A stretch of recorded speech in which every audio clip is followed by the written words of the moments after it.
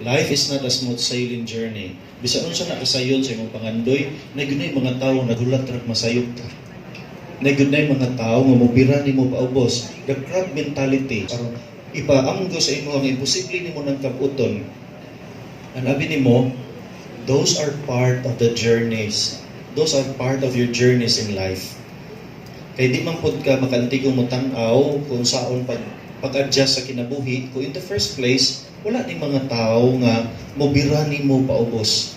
Kay bisan unsa kayano, simple nga mga pangandoy, na gunay mga tao nga mohatag og negative feedbacks nga makapadown sa imuha. But remember, just as Jesus stretched out His hand to save Peter, He is always willing to save us from drowning in our doubts.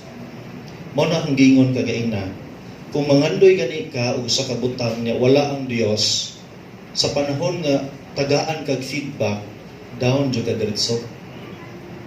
Pero kung naa kang pangandoy nya naay special nga lugar ang Dios, bisan pagkaliwat kanan ang feedbacks, bisan pagkalit kanan ang kahadlok, God will always be there to save you.